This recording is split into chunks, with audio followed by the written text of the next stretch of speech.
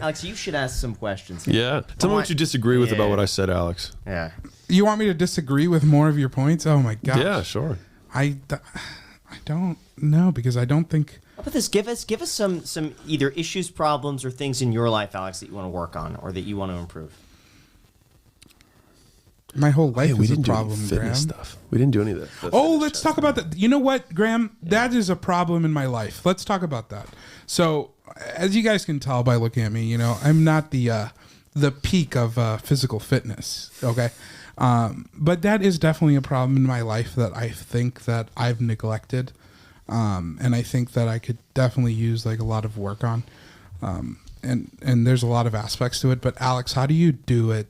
You know, to just conquer, because I mean, look at you, man. You look great. Look at you, man. It's true. I mean, I noticed the same thing. Jack walked in, is like, "Is that a tighter shirt?" That's what I said. No, I just worked out this morning, and I'm thinking the same thing. It's incredible. Thanks, man. I appreciate it. Yeah. That's what I do it for. It's just, I feel for like that if you just validation. flexed, like, it would just tear. It would apart. rip it. Yeah. But it's stretchy. That's the key, know. right? That's the key. Gosh. So this is a good question, because I mean, I did this. I dedicated the first half of my professional career to this, and I would say that the nice thing is that the fitness weight loss thing is a question that has a lot of roots that can apply to other things. It can apply to personal finance. It can apply to fitness. It can apply to marriage. Like the concepts of how you fix it are the same. And so I would ask you a question back, which is, Alex, what do you think you should do? If you wanted to be better than you are right now, what would you do? In regards to fitness? Sure. I already know what to do, I guess. Right. Yeah. And so the real question is not what do I need to do, because you already know what to do. The question is, why aren't you doing it? Yeah. So how do I answer that question? Because I was talking to Graham about this the other day, and I'm going to get a really personal here, guys. Yeah. You know, I told Graham that at the weight that I'm at, and luckily I'm comfortable to talk about this, so please don't hold back. I feel like, and I might be putting myself in a box here, and I hate to do this, but I'm speaking openly. I feel like at my weight, you don't get to my weight by having like a small problem, right? I think there's some sort of like emotional problem, whether it's like something like either an addiction to food or like some sort of like. Well, how much do you weigh right now, if you're comfortable saying it? I can tell you guys, but I don't. If it's okay, we can remove it from the podcast. Then I'll ask you a better question. Okay. Why aren't you 200 pounds heavier? Probably because I can't eat that much. So you do know how to stop. Yes, I believe so. So here's what's interesting. You do know how to stop. It's just that you're stopping. You don't have an issue. You just stop at the wrong point. So it's not like I can't stop it. You can stop, because otherwise you'd be 200 pounds heavier. Can you explain that a little more? So a lot of people were like, I have an issue, you know, binge eating. I can't stop eating once I start, etc. It's like, okay, well then why aren't you twice as big? Well, I can't eat that much. Cool. Okay. So you do know how to stop. We just need to shift when you stop. Right. But that's like, again, that's only to break that belief. The real is becoming rather than thinking about the doing, right? So you've probably heard the be, do, have, right? Like you have to be a certain type, like habits and how we create our identities are self-reinforcing, right? We do certain things, and because we do those things, we believe certain things about ourselves, right? And because we believe certain things about ourselves, we do certain things, right? And so it's a constant reinforcement loop. And so like one of the telltale signs of somebody who's not going to be successful is like, oh, I'm trying to lose weight. It's like, no, that's not, because like they've already identified themselves as somebody who's not going to lose weight, and so we just need to wait for them to fail, right? Because they already are saying, this is outside of myself, I have to push myself to get there, rather than thinking like, I want to become a healthy person. And so when you are confronting the many hundreds of decisions that you have every day, rather than trying to zone in on the super tactical of like, I have to weigh this and I have to count this and whatever, it's just simply like, what would a healthy person do in this scenario? Like at every point, just like, what would a healthy person do? And it's like, they would do this. I'm like, okay. And the thing is like, you're not trying to be necessarily right. You just want to be less wrong than you are right now. Yeah, that makes sense.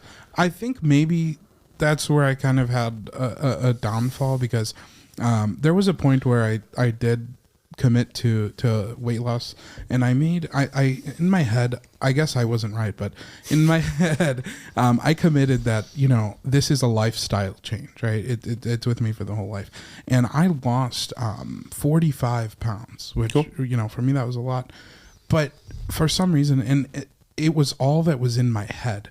Like every day when I would wake up, Yeah. you know, it would be like a conscious like choice of like what I was eating, blah blah Yeah. blah, you know, but the thing is, it became so.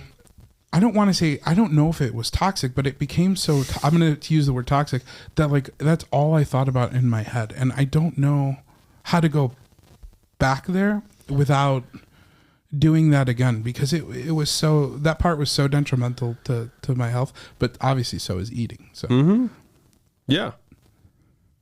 They're both bad. But the thing is like, I think you can take a season and not project it forever, right? So it's just for now, you will have this kind of obsession around eating food, and that's okay because you're making a behavior change, right? Like it's good that it's at the front of your mind. Like that is what is creating the change. After you do that for a year or 2 years or 3 years, it will stop being as important because you'll do it without thinking about it. And then it's not going to be a thing. But most people who have like really exceptional physiques were obsessed with it for a period of time. Most people have exceptional marriages were obsessed with it for a period of time. People who have really good personal finances were obsessed with it for a period of time. And then there's just so many things that like you don't even think about. Right? Like, well, of course I use whatever, you know, apps use. Like, of course I don't go out to, I don't get appetizers when we go out. Of course I don't buy name brand stuff. Like it's just obviously, but when in the beginning you have to put active attention because it's not normal. What the goal is to get the activities that you're doing to become kind of unconscious competence, which is like you're doing them without thinking about them, so they don't actually take willpower because it's just how you've always done it. But you have to get through the part where it's not how you've always done it, and so you have to allocate more attention to it. So I don't like judging yourself on the fact that it was quote obsessive is like, so what?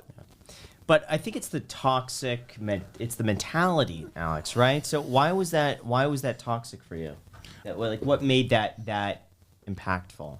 Like it was literally distracting me from my work. Like I would sit there and I would be working, and all I can think about was like, okay, like at 5 p.m. I obsess with the numbers. Like I knew like, and this is good. I think it's important to know this. Like I knew how many meals or how many calories the next meal I was eating at what time, and like how many calories I have left for the day, because I was so focused on trying to be in a caloric deficit, which is obviously like the key to losing weight. But like I would be working and I would just think about it, and then it would like pull me out of my work. And you know, like Alex said, I mean, maybe it was a good thing, but and then eventually it just, you know, I stopped following what I was doing, which I in hindsight, obviously I wish I didn't, but that's why it became I think a problem for me, Graham. But yeah, Alex, wouldn't you say it's better, this Alex, to find the root cause of the issue, like to go deeper and say, this is why I'm eating a certain way. This is what maybe caused it, and solving that underlying issue would kind of help everything else, rather than just focus on the surface level, calories in, calories out. Yeah, I hear what you're saying with the question. I think a lot of us, because if we have a big problem, we want to find a big root cause, and sometimes it's not. And I think that we have to give ourselves permission for like, maybe just food tastes good. And like, we're evolutionarily designed to like have a super stimuli when something is salty and fatty and sweet at the same time. And so like, we've gotten very good at pushing our own buttons. And so like, just saying like, yeah, this is not, because like in some ways it becomes this like huge beast that I have to defeat when we said like this huge emotional issue. And I had my parents, and when I was a kid and I would eat ice cream and that's how I felt good. Well, like you tell yourself these stories, but I don't know how useful it is. Because then it just exaggerates the size of the problem, rather than just saying like, I am going to be a healthy person and make decisions that are in accordance with that. And a healthy person, if they ate out once, wouldn't be like, oh, I guess I'm not a healthy person anymore. They would just do better. You know, they would just go back to normal the next day. And so like, you can start whenever, as long as you start changing how you identify yourself. And I think that's just like, that's the root of this stuff, is like, how do you identify yourself? And then you act in accordance with that identity. Like if you are always like, I've just always struggled with my weight, well, then that's what you identify with. And so you're just going to reinforce that identity. So we have to switch that. There's a great book on this. James Clear talks, it's Atomic Habits, really good. But you're going to live in accordance with that. And so you have to stop you have to stop identifying with the things that are not serving you. I mean, I agree. I don't know. I don't know what to say. What's holding you back, Alex? Gosh, we're going deep. Yeah. I really don't know, to be honest with you. Why wouldn't you start today? There's no reason. So we could do that. I mean, there's nothing. But there was nothing holding me back yesterday or the day before. Right. Or well, just a decision. Yeah, exactly. So you can make the decision whenever you want. Yes, but I think it's a hard decision, I guess. Why wouldn't you do it today? There's literally no reason. Well, there is a reason, because you're not doing it. So why wouldn't you do it? Why are you not doing this right now? We could.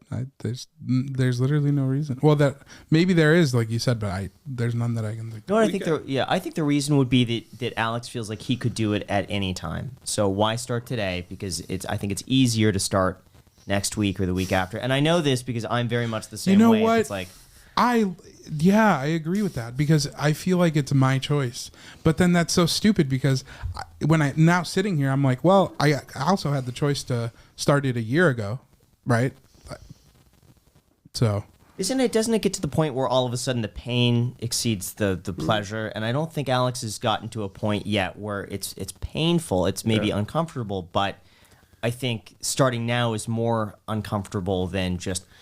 You might have to get bigger. What? Yeah, you might have to get bigger. Oh God. To get there. Like, cause I mean, at the end of the day, like, you just have to hit your version of rock bottom. You know what I mean? For me, like, my version of rock bottom is like 15% body fat. And so, like, for me, I'm like, what am I doing? Like, I look at myself and I'm like, ugh, just, you piece of shit. Come on. Don't eat like an asshole. You know? And then I got my shit together. And so, like, the only difference, like, between how people look is just where they draw the line of where they feel like an asshole.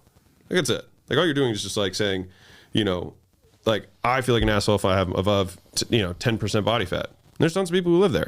There's tons of people who are like, that line is 20%, that line is 30%. But what's crazy is that, like, once you find maintenance, you just maintain the same way. So it's like, for me, I'd think, like, why would you not maintain at good rather than maintaining at normal? Because, like, all you have to do is get there once and then you just maintain it.